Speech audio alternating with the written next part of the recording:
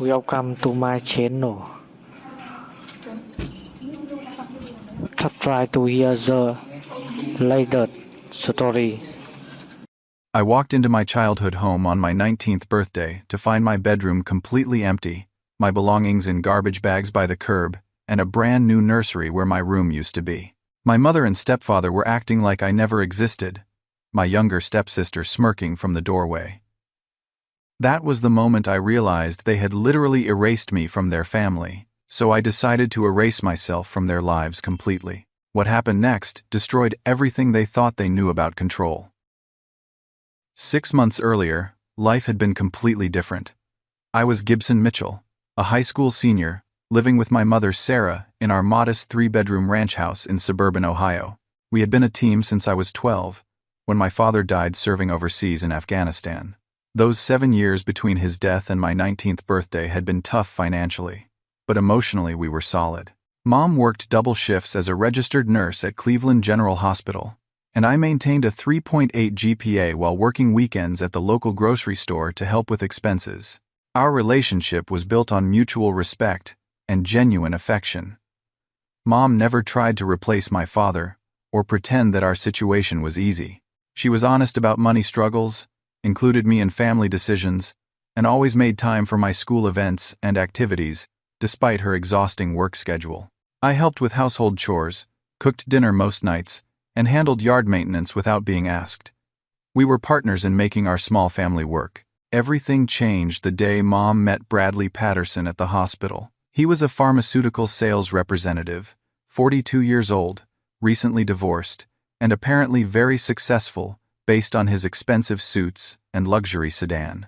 Mom was immediately smitten with his charm, his financial stability, and his apparent interest in both of us as a package deal. Bradley had an 8-year-old daughter named Emma from his previous marriage, whom he described as the light of his life. During the first month of their relationship, Bradley seemed genuinely wonderful. He brought Mom flowers every Friday, took us to upscale restaurants I had only seen in movies, and bought me a leather jacket that cost more than my monthly grocery store paycheck. He asked thoughtful questions about my college plans, complimented my work ethic, and told Mom how proud she should be of raising such a responsible young man. For the first time since Dad died, I saw my mother truly happy and relaxed. However, subtle warning signs began appearing almost immediately. Bradley would make offhand comments about boys my age, needing more structure and discipline. He suggested that I was perhaps too comfortable with my independence, and that 18-year-olds in his day had more respect for authority. When I mentioned wanting to major in business, he laughed and said most kids my age had unrealistic expectations about their capabilities. These comments were always delivered with a smile and followed by reassurance that he was only trying to help me succeed. The criticism gradually became more direct and personal. Bradley questioned my choice of friends, calling them immature and suggesting they were holding me back from reaching my potential. He made jokes about my appearance, noting that I needed better clothes and a more professional haircut if I wanted to be taken seriously. When I brought dates home, he would interrogate them with uncomfortable questions, and then later tell Mom that he was concerned about my judgment in choosing companions. Most disturbing was his introduction of new household rules that seemed specifically designed to limit my freedom and autonomy. Family dinners became mandatory, even when I had work or study commitments. Weekend activities required his approval, and he instituted a curfew that was more restrictive than any I had experienced since middle school. When I protested these changes to Mom, she explained that Bradley was just trying to bring more organization to our lives, and that I should appreciate having a father figure who cared about my well-being. The first major red flag came when Bradley moved into our house after only 3 months of dating. He claimed his lease was ending, and that moving in temporarily would help him evaluate whether our families were compatible for a more permanent arrangement. Emma began staying with us every weekend and half of school vacations, and Bradley treated her like absolute royalty. She received expensive toys, designer clothes, and constant attention, while I was expected to babysit her whenever the adults wanted private time. More concerning was the sudden redirection of my college fund money to what Bradley called family emergencies. The $7,000 Mom and I had saved over 6 years disappeared to cover unexpected expenses that never seemed to have clear explanations. When I asked for specifics about where the money went, Bradley became defensive and accused me of being selfish and financially irresponsible. Mom supported his position, saying that families sometimes had to make sacrifices and that a mature young man would understand the importance of prioritizing immediate needs. My mother began consistently siding with Bradley in any disagreement we had. If I objected to babysitting Emma during my work hours, Mom would lecture me about family obligations and the importance of being a good big brother. If I complained about the new restrictions on my social life, she would remind me that I was living in their house and needed to respect their rules. The woman who had treated me as an equal partner for 7 years suddenly saw me as a rebellious teenager who needed constant supervision and correction. The final straw came when I discovered Bradley had been recording private conversations between Mom and me. I found a small digital recorder hidden under the kitchen table, where we often sat and talked about my day, my concerns, and my future plans. When I confronted him about this invasion of privacy, he claimed he was documenting my disrespectful behavior to help Mom understand how much I had changed since their relationship began. He produced a notebook filled with detailed observations about my attitude, my friends, and my daily activities. Even more shocking was the evidence I found that Bradley had been researching my college applications and deliberately sabotaging my chances for admission and financial aid. He had contacted several universities pretending to be my guardian and provided false information about my academic performance and character. He had also intercepted mail from schools and scholarship programs, preventing me from receiving important deadlines and requirements. When I brought this evidence to Mom, she refused to believe that the man who claimed to love our family would engage in such destructive behavior. The conversation that followed revealed how completely Bradley had manipulated my mother's perception of reality. She accused me of fabricating evidence because I was jealous of her happiness and resentful of having to share her attention. She claimed that my behavior had become increasingly problematic, and that perhaps Bradley's concerns about my maturity were justified. For the first time in my life, my mother looked at me like I was a stranger, and I realized that the woman who had been my closest ally and strongest supporter was completely lost to me. The transformation of our household accelerated rapidly after Bradley consolidated his position as the man of the house. He announced that we were going to properly blend our families, which meant establishing new rules and expectations that would help everyone adjust to our expanded dynamic. These rules were presented as collaborative decisions, but it quickly became clear that they were specifically designed to diminish my status and elevate Emma's position in the household hierarchy. My curfew was moved from 11 p.m. to 9 p.m. on weeknights and midnight on weekends, while Emma was allowed to stay up until 10 p.m., despite being 8 years old. Friends were no longer welcome in the house without 24-hour advance notice and Bradley's personal approval of each guest. My part-time job schedule had to be submitted weekly for review to ensure it did not conflict with mandatory family activities, which seemed to be scheduled deliberately during my work hours. Meanwhile, Emma was given privileges that I had never enjoyed even as the only child in the house for 7 years. She was allowed to invite friends over spontaneously, stay up late on school nights, and skip family activities when she preferred to do something else. Bradley bought her a new bicycle, a tablet computer, and designer clothes, while lecturing me about the importance of earning money through hard work and learning the value of delayed gratification. The announcement of their engagement came after only 6 months of dating, with a wedding planned for just 2 months later. I was not included in any of the planning discussions and learned about most arrangements by overhearing conversations or seeing vendors arrive at the house. When I asked Mom about my role in the ceremony, she seemed surprised that I expected to be involved, and explained that they were planning a small, intimate celebration focused on their immediate family unit. Emma was chosen as the flower girl and would wear a custom-designed dress that cost more than my entire wardrobe. Bradley's nephew Derek would serve as ring bearer, despite the fact that I had never met this 17-year-old boy who apparently lived across town with his grandmother. I was assigned the role of usher, responsible for directing elderly relatives to their seats and helping with coat collection. The symbolism was clear. I was staff, not family. More painful was discovering that Bradley had been systematically removing photographic evidence of my existence from our home.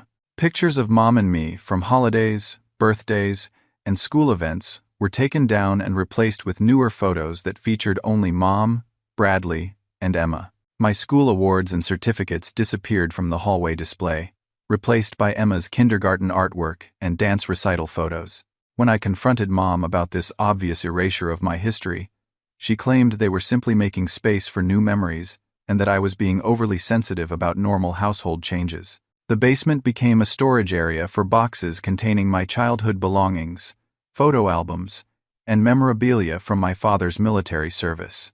Bradley explained that this was part of helping me mature and become independent, since 18-year-olds should not be clinging to childhood possessions. The items were not thrown away, he assured me, but simply relocated to make room for the nursery supplies and baby furniture that would be needed for their expanding family. Financial manipulation became increasingly obvious and aggressive. The money I earned from my grocery store job was now considered a contribution to household expenses, with Bradley determining how much I could keep for personal use. My car, which had been a gift from my father's life insurance policy, was reassigned for Emma's future use, since she would need reliable transportation when she reached driving age. The checking account Mom and I had shared was closed and replaced with a new account that required Bradley's signature for any withdrawals over $25.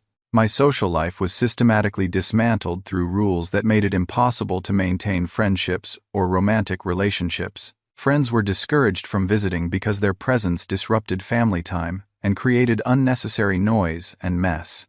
Dating was prohibited until I demonstrated greater maturity and responsibility, which would be evaluated by Bradley based on criteria that were never clearly explained.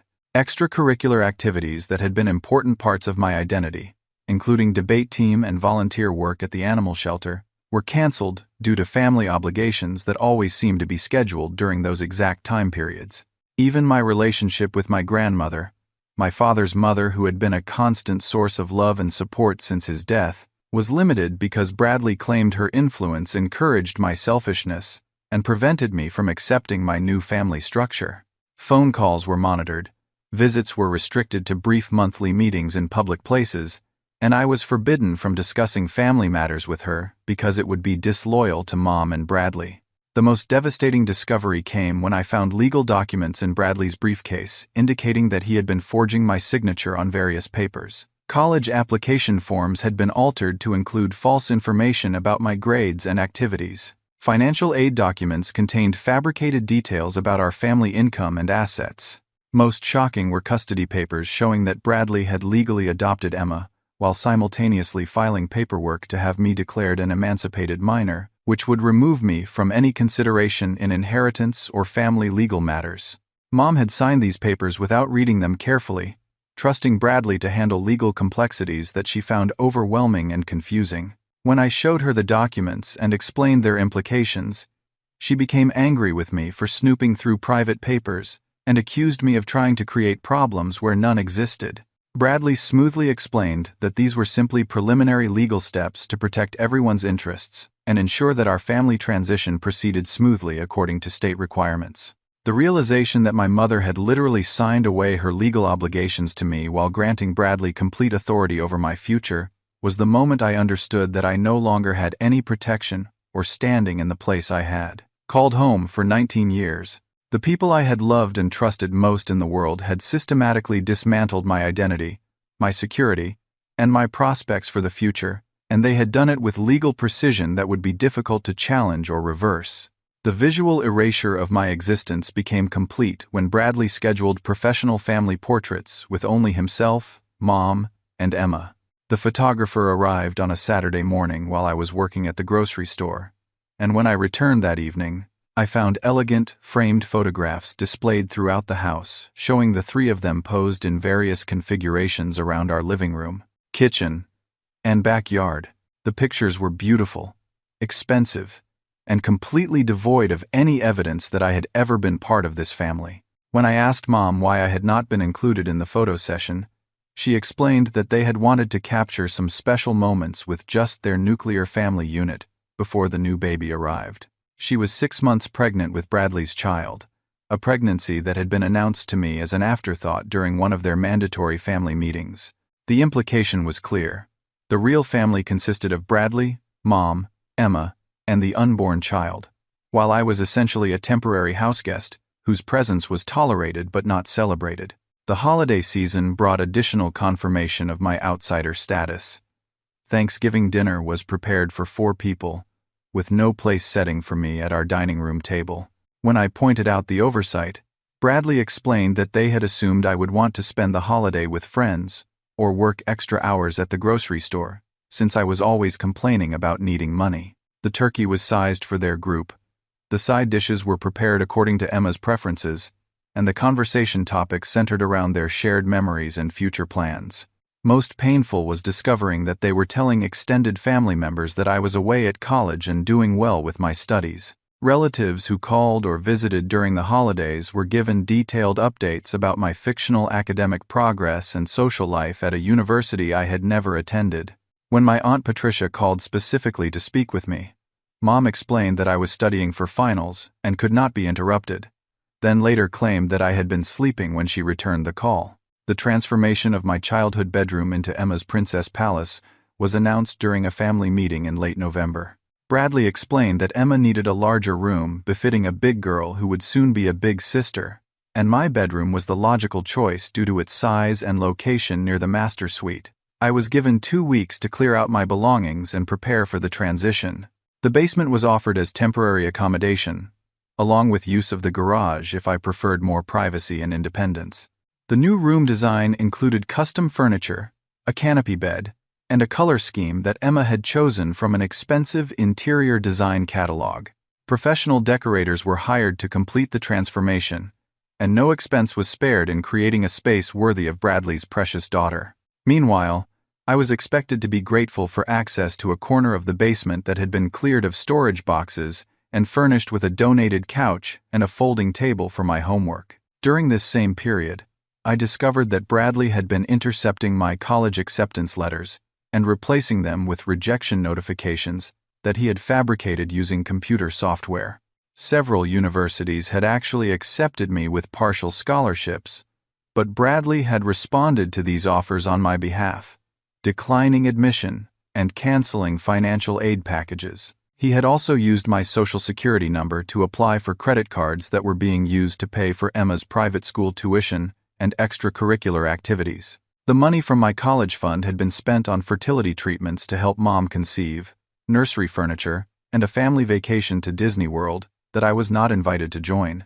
Bradley explained that the trip was a bonding experience for the core family unit, and that including me would change the dynamic they were trying to establish.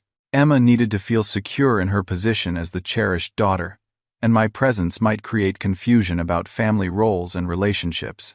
Perhaps most disturbing was Bradley's introduction of his nephew Derek as a frequent guest in our home. Derek was 17, a senior at a prestigious private high school, and apparently everything that Bradley wished I could be. He was polite, respectful, athletic, and academically successful without any of the attitude problems that Bradley claimed to see in my behavior.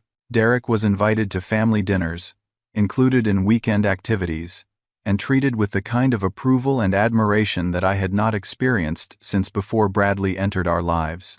Mom began openly comparing me to Derek, noting his superior manners, his respectful communication style, and his obvious appreciation for the opportunities that Bradley was providing.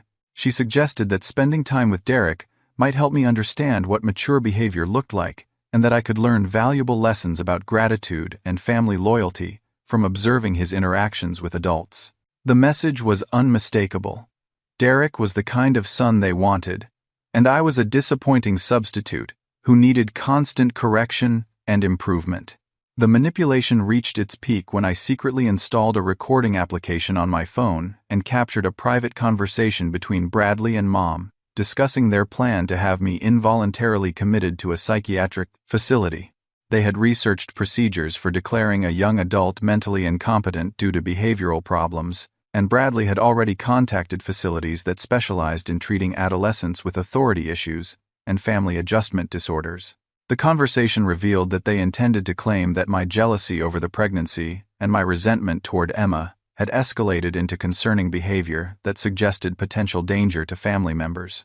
They planned to document incidents of verbal aggression, property destruction, and threats that would support their case for emergency intervention. Bradley had already spoken with a psychiatrist who was willing to evaluate my mental state based on family testimony and recommend appropriate treatment. Most shocking was their discussion of the financial benefits of having me declared mentally incompetent. Bradley would gain legal control over the military death benefits that supported our household, as well as access to the life insurance money that my father had left specifically for my education and future security. They calculated that with me out of the picture, their family would be financially secure enough for Mom to quit her nursing job and focus on raising Emma and the new baby in a more comfortable lifestyle. The recording captured Mom expressing some doubt about the plan, wondering if they were being too harsh, and whether I might simply mature naturally with time and patience. Bradley reassured her that difficult decisions were sometimes necessary for the greater good of the family, and that my current behavior was already damaging Emma's sense of security and happiness. He reminded Mom that her primary obligation was to protect the children who needed her most, and at 19, I was legally an adult who should be capable of managing my own life independently. I woke up on my 19th birthday, expecting at least minimal acknowledgement of the occasion, perhaps a card or a small celebration like we had shared during the years when it was just Mom and me. Instead, I discovered that my belongings had been removed from the basement during the night and were now sitting in black garbage bags beside our mailbox. My clothes, books, school supplies, and personal items had been packed with the efficiency of a professional moving service, and no effort had been made to organize or protect anything that might have sentimental value. The basement space where I had been living was completely empty, except for a new washing machine and dryer that Bradley had installed for Mom's convenience during her pregnancy. My makeshift bedroom setup had been dismantled and removed, leaving no trace that anyone had ever lived in that corner of the house. The message was clear. My temporary accommodation had been terminated without notice, and I was expected to find alternative arrangements immediately.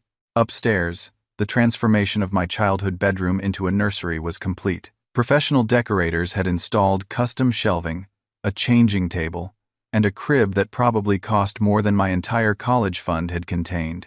The walls were painted in soft yellow with hand-painted animal murals, and expensive baby furniture filled the space where my bed and desk had sat for 7 years.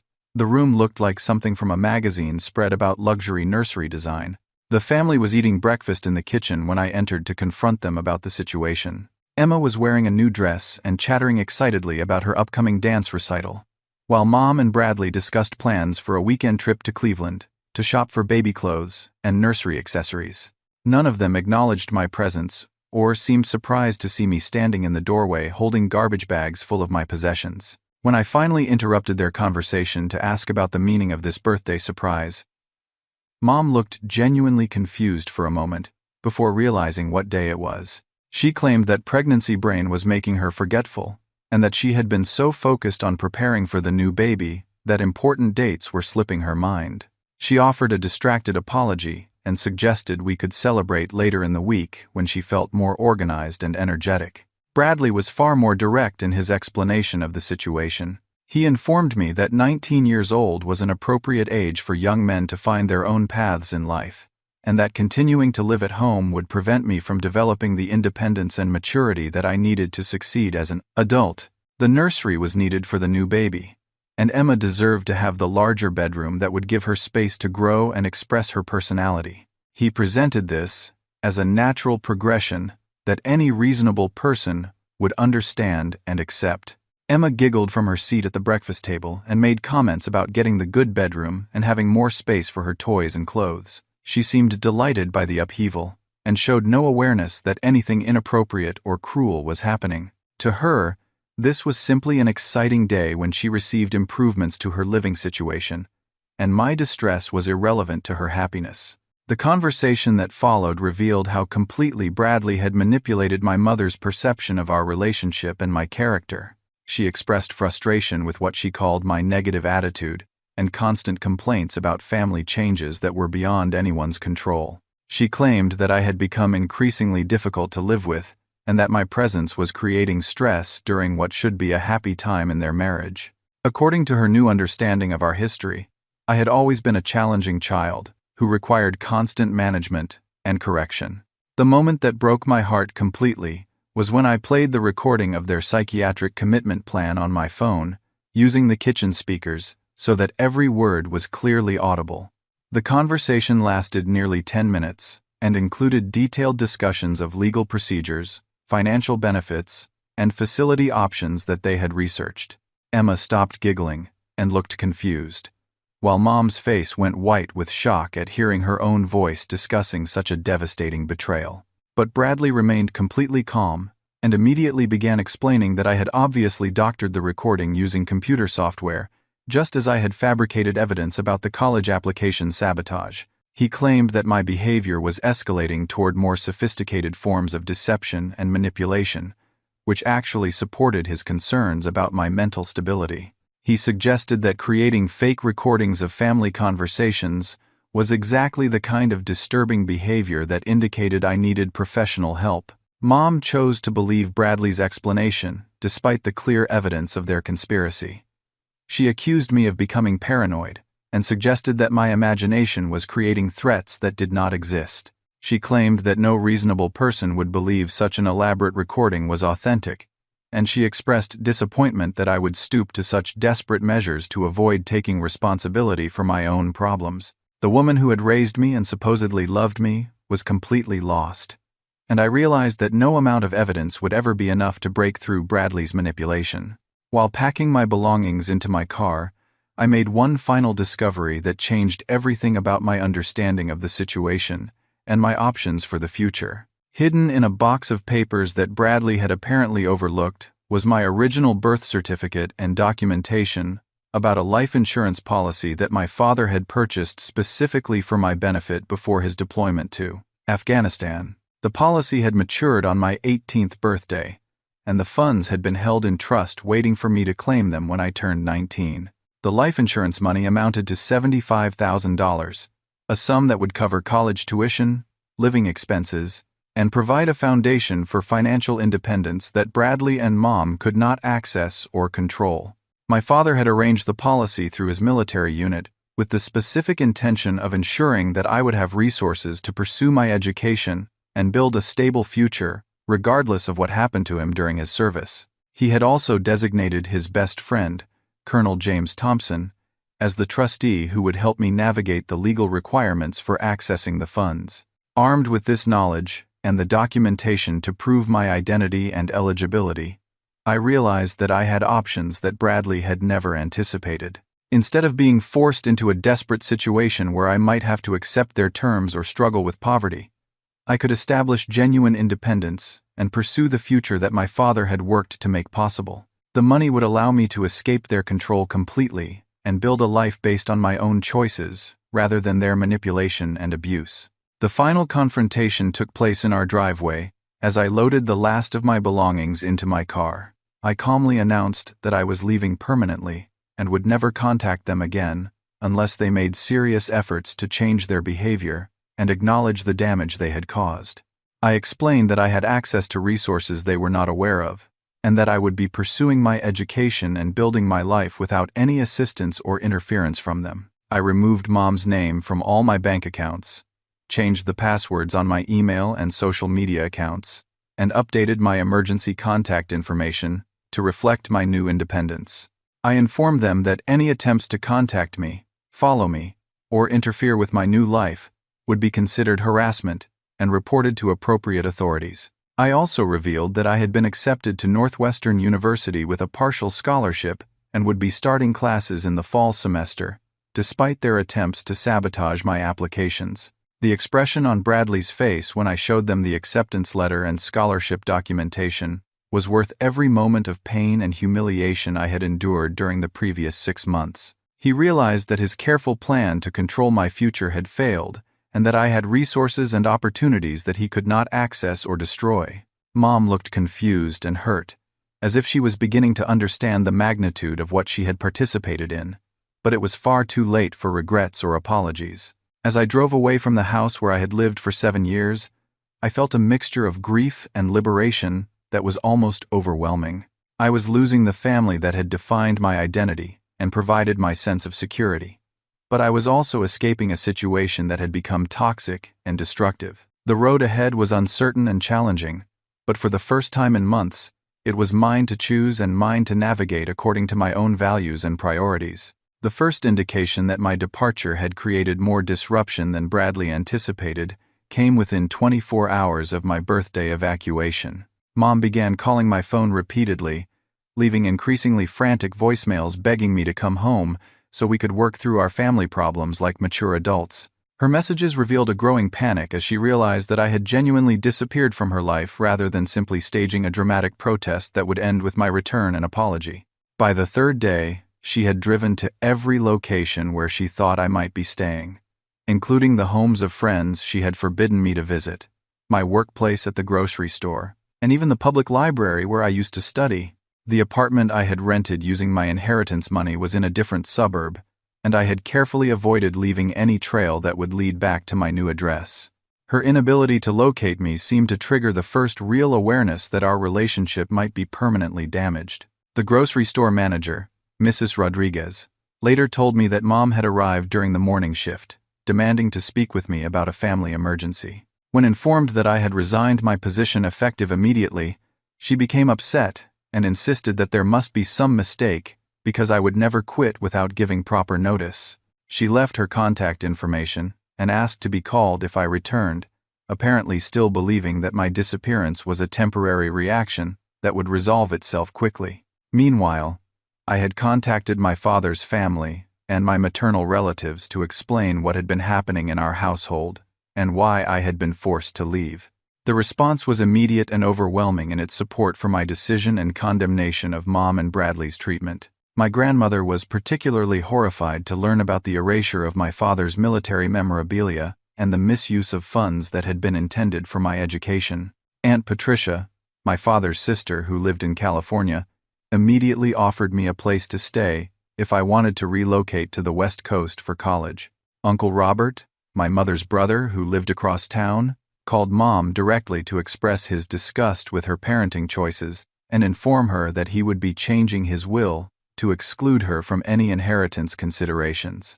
The family network that had always been part of my support system rallied around me while simultaneously cutting contact with Mom and Bradley. My paternal grandmother, who had been limited to monthly supervised visits during Bradley's reign, was so angry about the situation that she immediately contacted her attorney to remove Mom from her will entirely. The house that Mom had expected to inherit, along with the savings account that would have provided financial security during retirement, were redirected to establish a trust fund for my future children. Grandmother made it clear that any money she left behind would benefit people who honored my father's memory and treated family relationships with respect. The financial consequences of my departure became apparent within the first week when Mom discovered that the military death benefits that had helped support our household were tied to my status as a dependent child living at home. When I emancipated myself and changed my address with the Veterans Administration, those monthly payments were automatically terminated. The loss of that income, combined with the expenses of pregnancy and Emma's private school tuition, created immediate financial strain that Bradley had not anticipated. More damaging was the realization that Bradley's plan to access my father's life insurance money had been completely thwarted. The $75,000 was legally mine and could not be claimed by anyone else, regardless of my relationship with my mother or my living situation. Colonel Thompson, as the designated trustee, confirmed that the funds would be transferred to my control on my 19th birthday, and that no family members had any legal standing to contest or delay the transaction. The social fallout in our community was swift and brutal for Mom and Bradley's reputation. Mrs. Henderson, our next-door neighbor for 15 years, had witnessed the garbage bags of my belongings by the curb on my birthday and had drawn her own conclusions about what kind of people would treat a child that way. She shared her observations with other neighbors, church members, and family friends who had known me since childhood and were shocked to learn about my treatment. The story spread rapidly through Mom's workplace at the hospital, where colleagues who had known our family for years were horrified to discover that she had allowed her new husband to systematically abuse and exile the son they had watched grow up. Several nurses who had covered shifts to allow Mom to attend my school events expressed disgust that she would prioritize a man she had known for 6 months over the child she had raised for 19 years. Bradley's reputation in pharmaceutical sales was damaged when word reached his professional network that he had been involved in fraudulent activities related to college applications and identity theft. His supervisor at the medical supply company received anonymous tips about his character and ethics, prompting an internal investigation that revealed several questionable practices in his sales reporting and client relationships. The professional consequences threatened his income at precisely the moment when their household budget was already strained.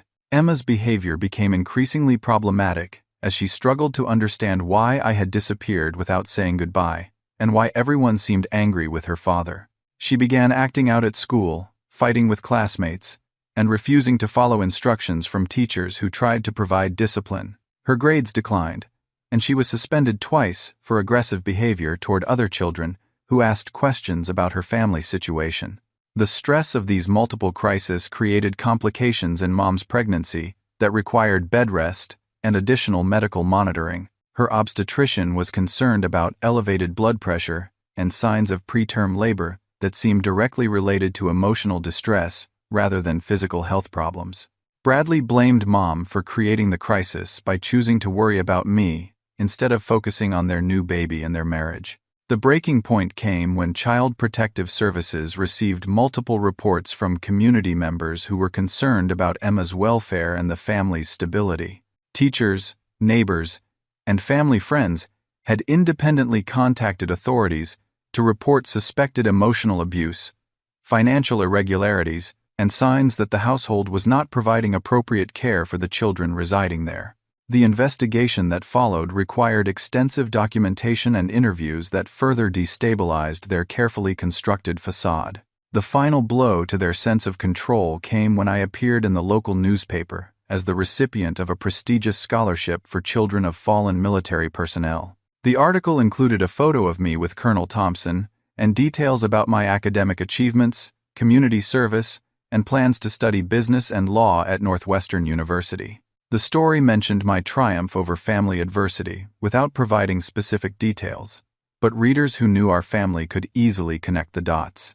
The newspaper article was shared widely on social media by former teachers, family friends, and community members who wanted to celebrate my success and express pride in my resilience. The contrast between my positive trajectory and the chaos surrounding my mother's household was obvious to anyone who knew our history, and public opinion solidly supported my decision to distance myself from people who had failed to recognize and nurture my potential. Most painful for Mom was the realization that people she had known and respected for years now viewed her as someone who had abandoned her responsibilities as a mother in favor of a manipulative man who had brought nothing but destruction to our family. The social isolation was complete, and the financial pressure was mounting, while the legal investigation threatened to expose the full extent of Bradley's fraudulent activities and her complicity in his schemes.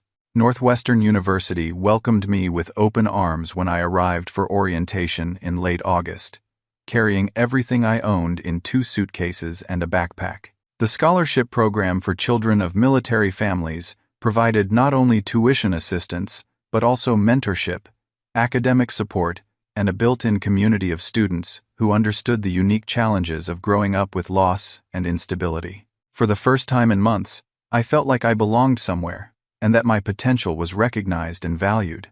My roommate turned out to be Marcus Washington, a sophomore from Detroit, whose father had died in Iraq when Marcus was 15. We bonded immediately over our shared experiences of loss, family disruption, and the determination to build lives that would honor our father's sacrifices. Marcus was studying engineering and working part-time at a research lab, and he helped me navigate university systems and find the resources I needed to succeed academically and socially.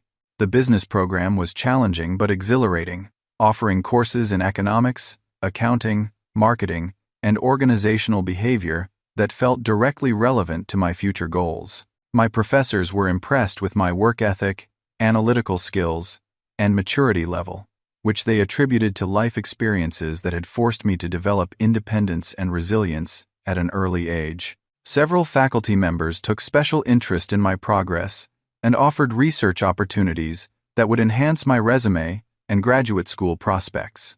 My part-time job at Patterson, Wells & Associates, a prestigious law firm in downtown Chicago, provided invaluable experience in legal research, client communication, and case management. The partners who supervised my work were amazed by my attention to detail and my ability to understand complex legal concepts quickly and accurately. They began assigning me projects that were typically reserved for second-year law students, and hinted that they would be interested in offering me a full-time position after graduation. The financial independence provided by my father's life insurance money allowed me to live comfortably while investing in my education and future. I purchased a reliable used car, maintained a modest apartment near campus, and put aside money for law school applications and testing fees. The security of knowing that my basic needs were covered allowed me to focus on academics and career development without the financial stress that plagued many of my classmates. Most importantly, I began building healthy relationships with people who appreciated my character and valued my contributions to their lives. Amanda Martinez, a psychology major from California, became my closest friend and eventually my girlfriend through our shared work at a volunteer program for at-risk teenagers. She was intelligent, compassionate, and emotionally mature, with a family background that included stability, respect, and genuine affection between parents and children. Amanda's family welcomed me into their circle during holidays and school breaks, providing me with examples of functional family dynamics and healthy communication patterns. Her parents treated me with warmth and interest, asking thoughtful questions about my goals and offering encouragement and advice based on their own professional experiences. For the first time since my father's death, I experienced what it felt like to be part of a family that operated with mutual respect and genuine care. The contrast between my new life and my previous situation became more apparent with each passing month. At Northwestern, I was surrounded by professors who challenged me intellectually, friends who supported my ambitions, and mentors who invested in my success. The law firm partners valued my contributions and provided opportunities for professional growth that would have been impossible in the toxic environment that Bradley had created. Colonel Thompson, my father's friend who served as trustee for the insurance money, became a surrogate father figure who provided guidance on everything from financial planning to career decisions. He introduced me to other military families who had successfully navigated transitions from loss to stability, and he helped me understand how my father's values and priorities could guide my own choices about relationships, work, and service to others. The scholarship program connected me with alumni who had built successful careers in business, law, government, and nonprofit organizations. These mentors shared their experiences, provided internship opportunities, and opened doors to professional networks that would support my advancement for years to come. I realized that my father's death, while devastating, had also connected me to a community of people who understood the importance of honoring sacrifice through achievement and service. During my second semester, Mom and Bradley made several attempts to re-establish contact and lure me back into their sphere of influence. They appeared at my apartment complex unannounced, bringing Emma and the new baby as props to demonstrate their family happiness and stability. They offered hollow apologies for misunderstandings and promised that things would be different if I would give them another chance to prove their love and commitment. But their behavior during these visits revealed that nothing fundamental had changed about their character or their priorities. Bradley continued to speak to me with condescension and implied criticism, while Mom seemed more concerned about her own guilt and discomfort than about the actual damage they had caused. Emma was clearly being coached to ask why I did not want to be her big brother anymore, and the baby was used as evidence that they had successfully moved forward with their lives. The final confrontation occurred when they tried to convince me that family loyalty required forgiveness and that holding grudges was preventing me from experiencing the joy of being part of their expanding household. They brought legal documents that would have given them access to information about my financial situation and academic progress, claiming that they wanted to help support my education and ensure my success. When I refused to sign anything or provide updates about my life, Bradley became aggressive and accused me of being selfish and ungrateful. My response was calm, measured, and final. I explained that I had built a life surrounded by people who respected my autonomy, supported my goals, and treated me with the dignity that every human being deserved.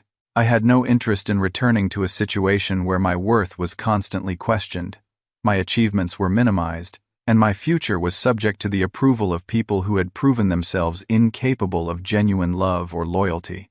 I revealed that I had documented evidence of Bradley's fraudulent activities, including identity theft, forgery, and financial abuse, and that I was prepared to file criminal charges if they continued to harass me or interfere with my new life. I also informed them that I had consulted with attorneys at my law firm about the legal implications of their behavior, and that any future contact would be considered stalking and reported to university security and local police. The look of shock and defeat on their faces when they realized that I had genuine power to protect myself and hold them accountable was deeply satisfying. For the first time since Bradley had entered our lives, I was speaking from a position of strength rather than vulnerability, and they understood that their manipulation tactics would no longer be effective. I was no longer the confused and dependent teenager they had tried to control, but a young adult with resources, allies, and legal knowledge that made me essentially untouchable. As they left my apartment for the last time, I felt a profound sense of closure and liberation. The family that had defined my identity for 19 years was finally and permanently behind me, while the life I was building based on my own choices and values stretched ahead with limitless possibilities. The boy who had been erased from family photographs had become a man who was creating his own legacy, and the future belonged entirely to me. 3 years later, I stood in the sunshine outside Northwestern University's Convocation Hall, wearing my cap and gown as a summa cum laude graduate with a degree in business administration and a minor in legal studies. Amanda was beside me, radiant in her own graduation regalia as a newly minted psychology major, while Colonel Thompson and his wife beamed with pride as they took photographs of the achievement that my father had made possible through his foresight and sacrifice. The law firm, where I had worked throughout college, offered me a full-time position as a paralegal while I prepared for law school, with a salary that exceeded what most of my classmates could expect in their first jobs.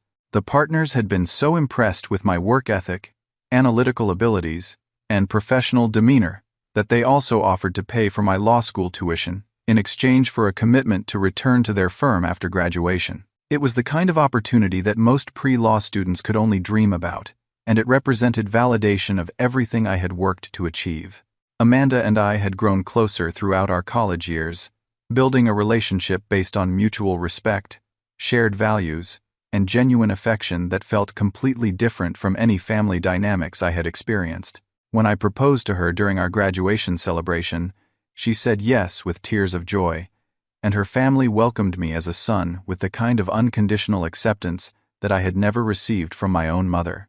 Our wedding was planned for the following summer, with Colonel Thompson honored to walk me down the aisle in place of the father I had lost. The house I purchased in a quiet suburb of Chicago was modest but comfortable, with 3 bedrooms and a backyard where Amanda and I planned to raise the children we hoped to have in a few years.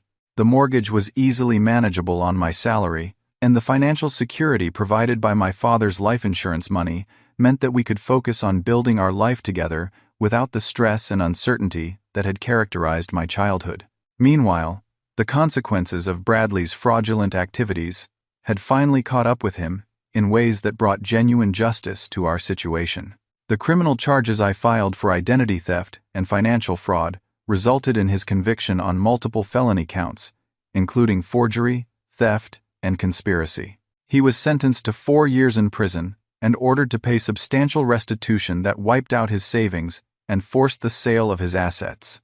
The civil lawsuit that followed the criminal case resulted in additional financial penalties that ensured Bradley would never recover the comfortable lifestyle he had enjoyed while destroying our family. His professional reputation was completely ruined, his pharmaceutical sales career was over, and he faced years of financial struggle even after his release from prison. The man who had tried to erase my future had succeeded only in destroying his own prospects for happiness and success. Mom lost custody of Emma when Child Protective Services determined that she had failed to protect her stepdaughter from emotional abuse and had prioritized her relationship with Bradley over the welfare of the children in her care. Emma was returned to her biological mother, who provided a stable and loving home environment where she could recover from the trauma of living in our dysfunctional household. The little girl who had been used as a weapon against me was finally free to develop her own identity without being manipulated by toxic adults.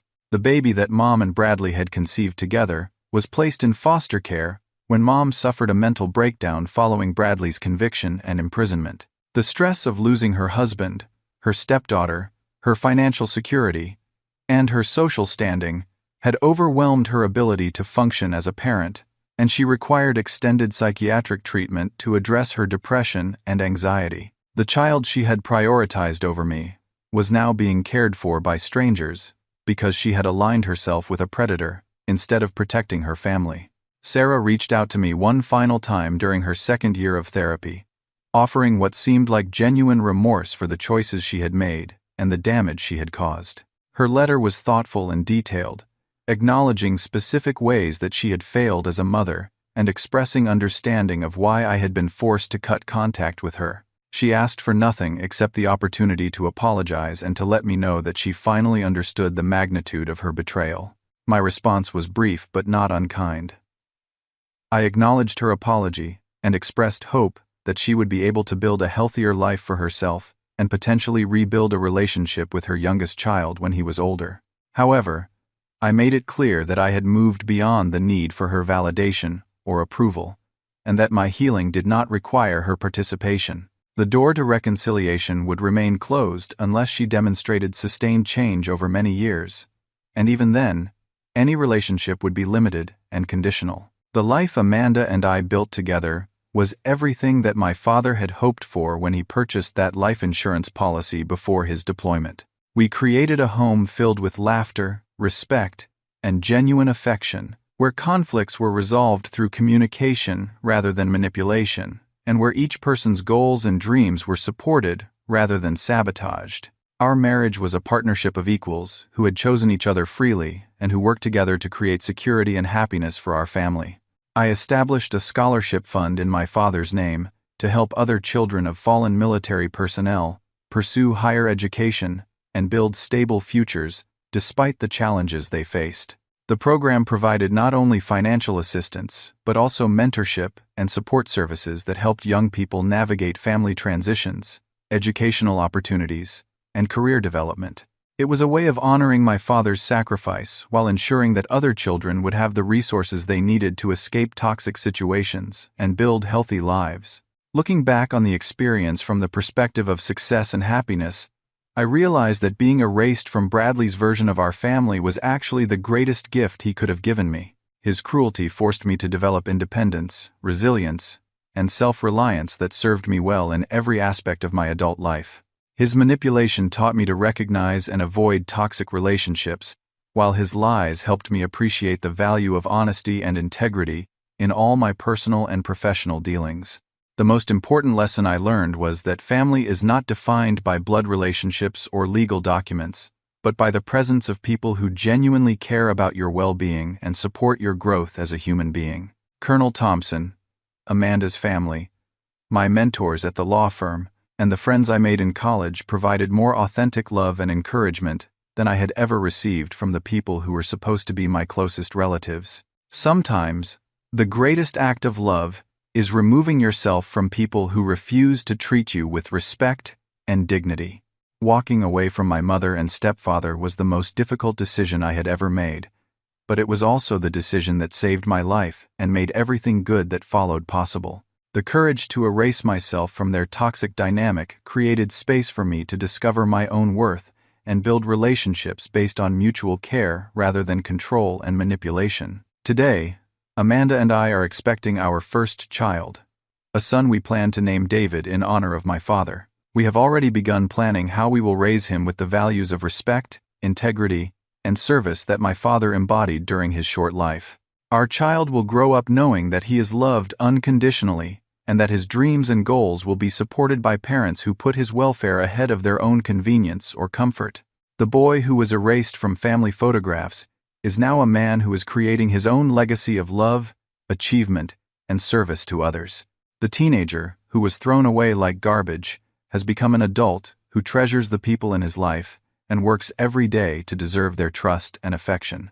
The future that Bradley tried to destroy is now brighter than I ever dared to imagine, and every success I achieve is a testament to the power of choosing your own path rather than accepting the limitations that others try to impose. What would you do if the people you trusted most in the world decided to erase you from their lives? How would you find the strength to rebuild your identity and create the family you deserved? Have you ever had to walk away from toxic relationships to protect your own future and well-being? Share your thoughts and experiences in the comments below. And don't forget to like this video if my story resonated with your own journey toward independence and self-respect. Thank you for listening to my story and for supporting others who are working to overcome family trauma and build healthier lives. Remember that you deserve to be surrounded by people who celebrate your achievements, support your dreams, and treat you with the dignity that every human being deserves. Sometimes the family you choose is more valuable than the family you were born into, and the courage to make that choice can transform your entire future.